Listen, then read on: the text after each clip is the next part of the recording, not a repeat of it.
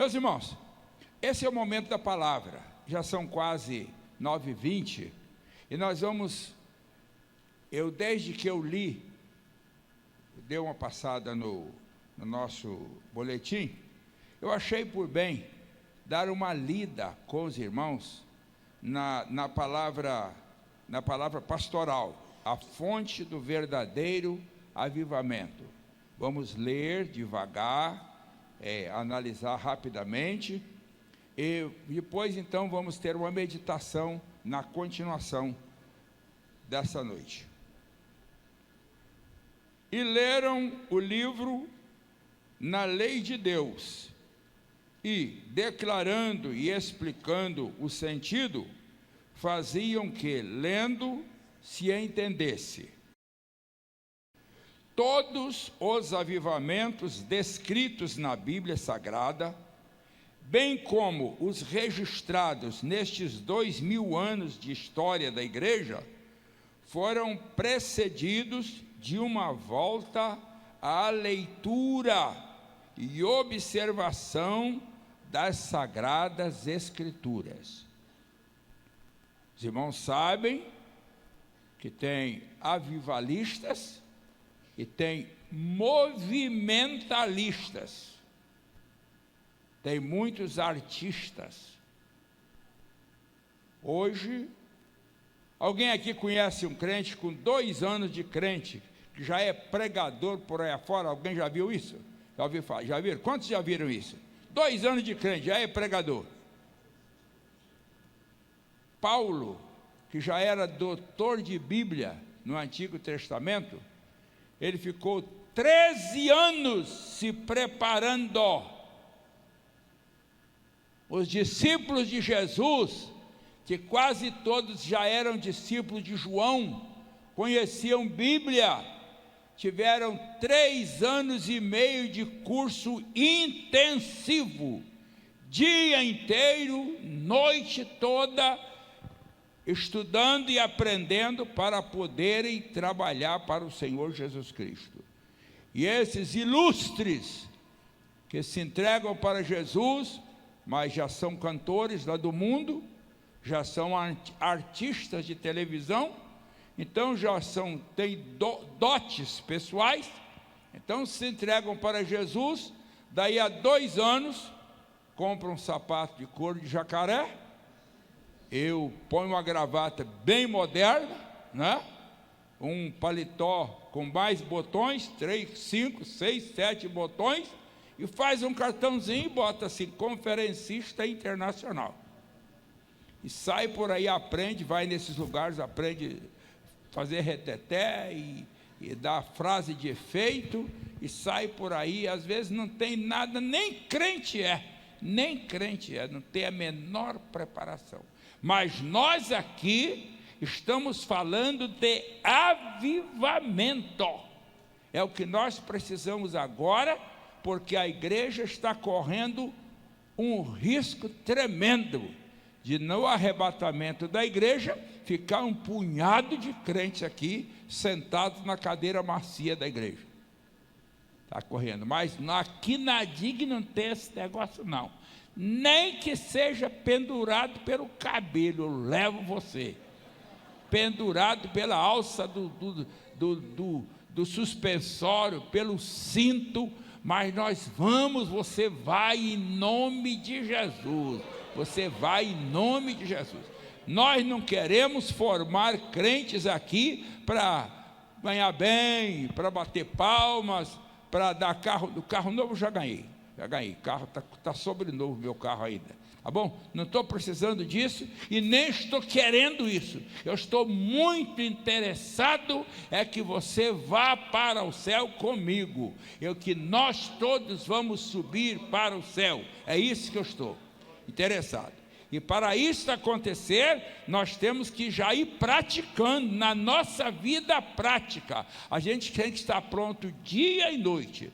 Eu estou com esses anos de vida todo, que eu não vou falar aqui para ninguém ficar escandalizado, mas Eu estou com estes anos todos de vida esperando Jesus sempre, e vou continuar esperando. Eu estou duvidando que leve um ano para Jesus voltar. Eu acho que ele pode voltar esta semana, ele pode voltar antes das eleições de outubro, ele pode voltar antes da convenção de março, que meu nome está correndo lá para disputar um cargo lá na convenção. Jesus pode voltar antes. Eu estou trabalhando, sempre esperando que Jesus pode voltar hoje. Jesus pode voltar hoje. Jesus pode voltar hoje. Vamos continuar aqui. Nos tempos de Neemias, o avivamento teve início mediante um autêntico retorno à palavra de Deus e um esforço decisivo para a compreensão da sua mensagem. Neemias 8, 1, 8. Durante uma semana, 6 horas por dia, Esdras leu o livro da lei. Isso comprova que uma das principais evidências de um avivamento bíblico entre o povo de Deus é a grande fome de ouvir e ler a palavra de Deus. A grande fome de ouvir e ler a palavra de Deus. Temos na Bíblia a verdadeira fonte do avivamento. Por meio de Esdras e dos levitas, vemos o que deve acontecer sempre que a palavra de Deus for ministrada aos fiéis. As escrituras eram lidas em hebraico e um grupo de homens dedicados fazia a interpretação para o aramaico, de tal maneira que os fiéis pudessem compreendê-las e aplicá-las às suas vidas. Não era você ter a Bíblia, eu tenho em casa, eu devo ter, entre a igreja e lá em casa, eu devo ter pelo menos 15 Bíblias, pelo menos, né? E ainda não falando nas Bíblias que não são em português. Então, a gente tem Bíblia sobrando, mas naquele tempo não tinha nada, não tinha livro, não tinha imprensa. Então ficava o povo em pé, aquela multidão em pé, sem alto-falante, naturalmente de distância em distância. Eu acho que era assim. Tinha alguém que repetia, ouvia e repetia para o pessoal todo ouvir. Então, lendo em hebraico, mas como o povo falava a linguagem corrente era aramaico, eles então interpretavam para o aramaico. Que sacrifício, mas trouxe avivamento, não? Vemos assim que, se quisermos um avivamento nos moldes bíblicos, só há um caminho a seguir, o das Sagradas Escrituras, não apenas como ouvintes esquecidos, mas como fiéis cumpridores. Vamos continuar. Por isso, seguindo o exemplo de Esdras e seu povo, no próximo dia 24, celebraremos a leitura da Bíblia em 100 dias. Dia 24 vai ser uma terça-feira. Aqueles que leram a Bíblia em 100 dias vão aparecer aqui, haverá uma celebração, aqueles que leram a Bíblia em 100 dias. Porém, independentemente do tempo, leia a Bíblia, aproxime-se, creia e aproprie-se dessa fonte inesgotável, que é a palavra de Deus. E como disse Jesus, rios de água viva correrão do seu interior, do seu ventre. Amém. Meus irmãos, por favor, em nome de Jesus, leia a Bíblia. Eu aceito e permito que cada crente da DIG tenha 2 vícios, somente 2. Um, o vício de ler a Bíblia, e o outro, o vício de vir à igreja.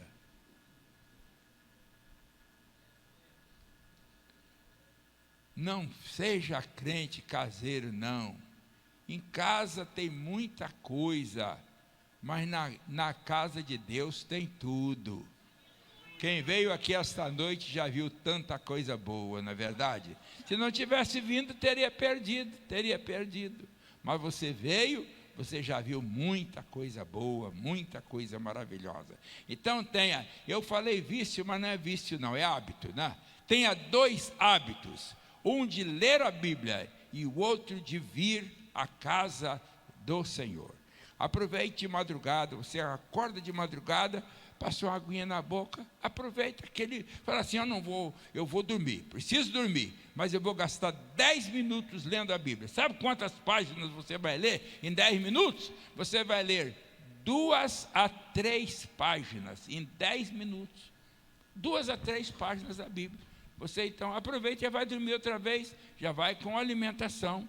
Naquelas 2 ou 3 páginas que você leu, Deus falou com você, você recebeu alguma orientação, e leia a Bíblia, leia de manhã, leia à tarde, leia a hora que tiver tempo, leia a Bíblia. E se você não for acanhado, leia no ônibus mesmo, na condução que for, você tira a sua Bíblia e vai lendo.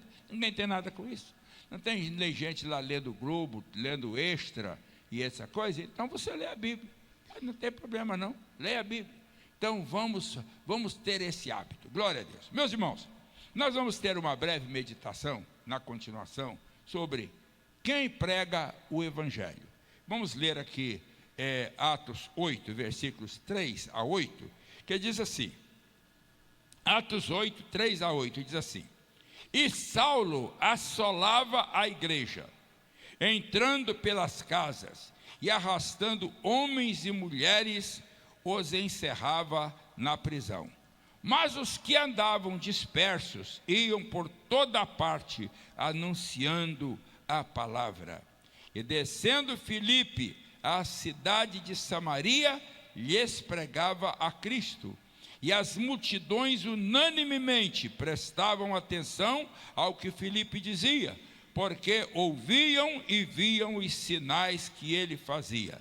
Pois que os espíritos imundos saíam de muitos que os tinham, clamando em alta voz, e muitos paralíticos e coxos eram curados. E havia grande o quê? Alegria naquela cidade. Havia grande alegria naquela cidade. Glória a Deus. A missão de pregar o Evangelho traz-nos resultados positivos nesta vida e na vida futura. Há muitas maneiras de a pessoa servir ao público. Agora vem a eleição do dia 3 de outubro, deve ser no dia 3 mesmo, que é domingo, né? Deve ser no dia 3 mesmo a eleição. E tem muita gente boa, tem cada um picareta terrível candidato, né? Não mereceria estar ali de maneira nenhuma, e muitos serão eleitos, porque são eleitos gatos e sapatos. Então, tem muita maneira da pessoa fazer bem, pessoas que se dedicam à obra social, médicos e dentistas, professores. Então, há muita maneira de ser bom e de fazer bem ao povo, à sociedade, ao semelhante. Há muitas maneiras, mas, meus irmãos, a maneira melhor, o que uma pessoa pode fazer de melhor para outro, é levar Jesus a essa vida. Levar Jesus a essa vida é a coisa melhor que tem, é pregar o Evangelho. Então, quando a pessoa se converte, é uma pessoa que saiu das trevas e agora entrou na luz. Andava em trevas e agora anda na luz. Então, a coisa melhor do mundo. Nós temos pessoas que são analfabetas, pessoas que não sabem ler nada, outros sabem ler só um pouquinho, mas são pessoas que já levaram muitos ao Senhor Jesus Cristo. Se eu perguntasse aqui, eu não vou fazer uma pergunta dessas, né? Mas se eu perguntasse aqui, quantos aqui só estudaram aqueles primeiros 2 aninhos ali, mal sabem ler, mal sabem escrever, mas já ganharam muitas almas para Jesus? Nós vamos encontrar aqui muitas pessoas com este privilégio. E a Bíblia diz que o que ganha almas o que ganha almas sábio é. Então a verdadeira sabedoria é esta, ela é o clímax da verdadeira sabedoria, é ganhar almas para Jesus. Nós temos aqui, a irmã Ivone, desculpe, a missionária Ivone me desculpe, a missionária Ivone é advogada, e nós temos outros advogados aqui, que são pessoas preparadas, que se formaram, são professores, são economistas e são oficiais das Forças Armadas, são pessoas que exercem funções grandes e são ganhadores de almas. Mas esta função de ganhar almas, ela não exige conhecimento, nem curso teológico precisa,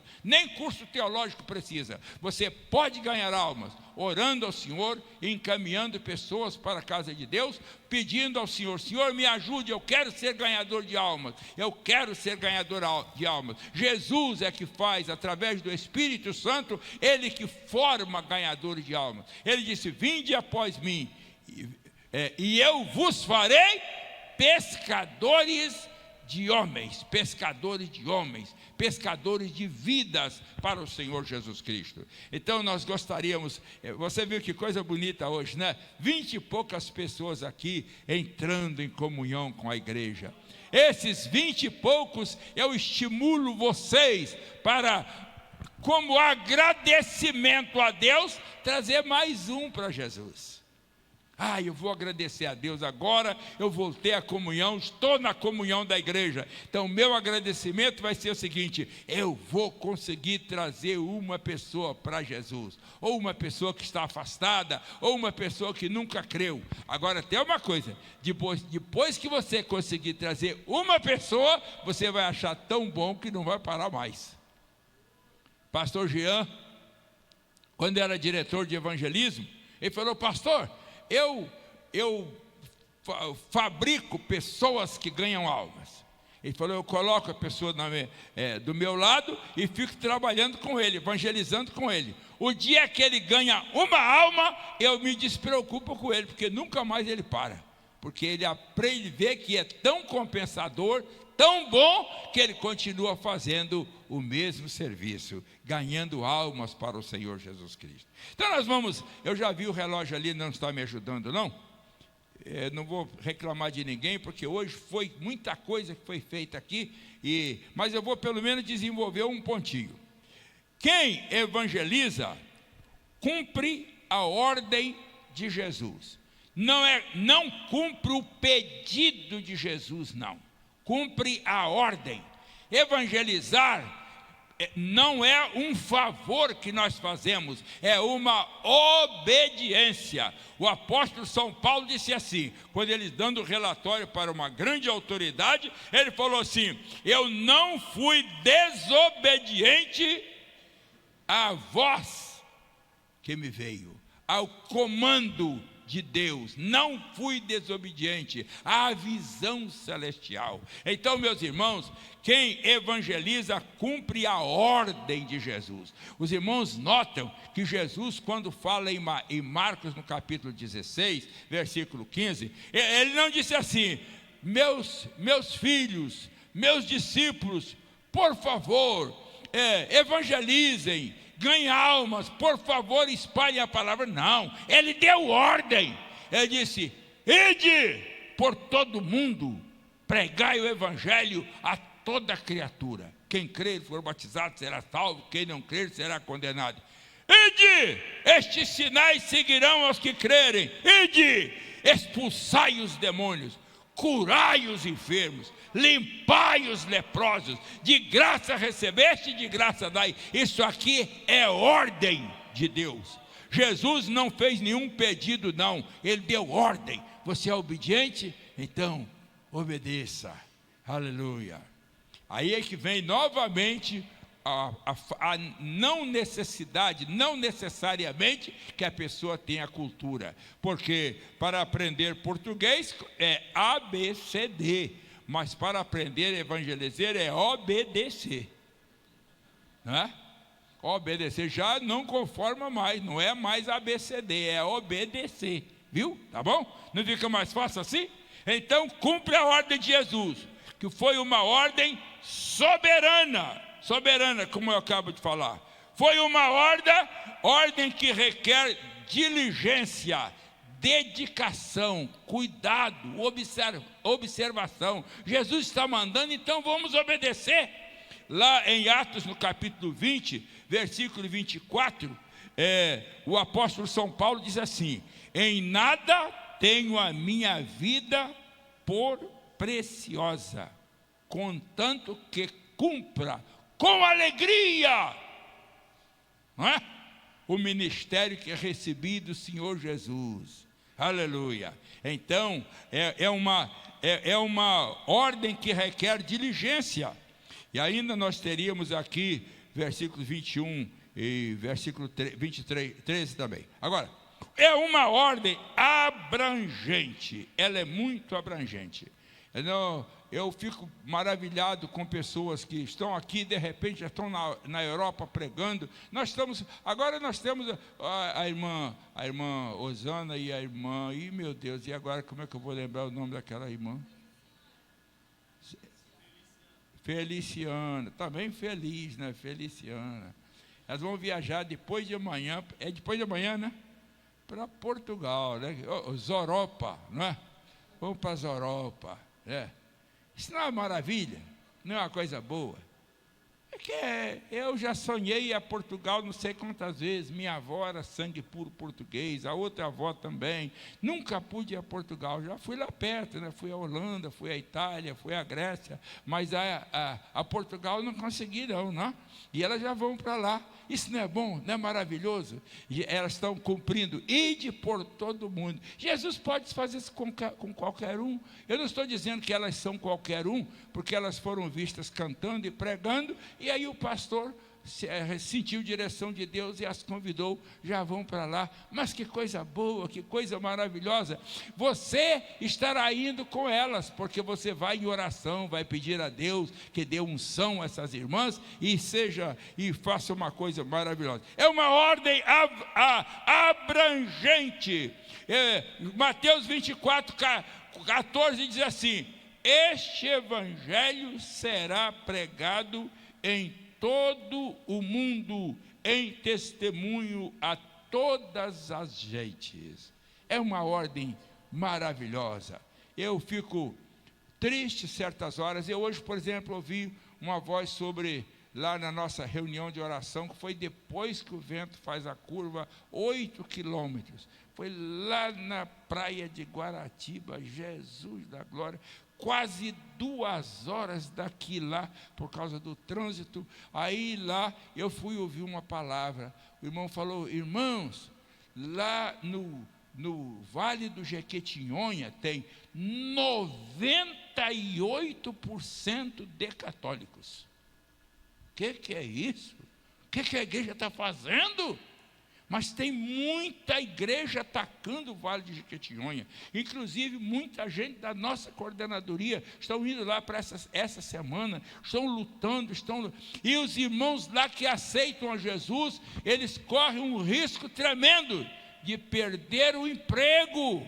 Porque se o patrão não quer que o evangelho entre, quando ele entra, a pessoa fica desempregada. Então, já com emprego lá é difícil, calcula sem emprego, que situação, não é verdade? Mas essa ordem é muito abrangente. Deus nos chamou, nos deu esse privilégio grande. Então, quem prega o evangelho?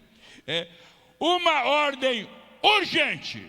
João 9, versículo 4. Eu vou parar já. Eu não penso que eu vou continuar, não. Eu vou parar já. João 9, versículo 4, que diz assim: convém que eu faça as obras daquele que me enviou, enquanto é o quê? E logo depois ele diz assim: a noite vem, quando ninguém poderá trabalhar. Um dia desses, irmãos, viram, o pastor Mariano não está aqui hoje, não. Quase morreu. Estava bem, de repente, infartou. Ficou lá com um pé no cemitério e o outro fora. Mas ele é duro na parada, venceu e já está aí trabalhando para Jesus. A noite vem, trabalhe enquanto você pode, faça enquanto você pode. A noite vem, de repente a noite chega, não é só por doença não, por outra qualquer razão, a noite vem. Então Jesus, convém que eu faça as obras daquele que me enviou, enquanto é dia. E hoje é dia, agora é dia. O que é que esse evangelho tem? Esse evangelho tem tudo. Ide por todo mundo, pregar o evangelho a toda criatura. Quem crer e for batizado, será salvo. A segunda expressão é, quem não crer, ele não diz quem não crer e não for batizado. Mostrando aqui que batismo não salva ninguém. Batismo não salva ninguém. Quem crê e não se batiza, se ele pode se batizar e não se batiza, por quê?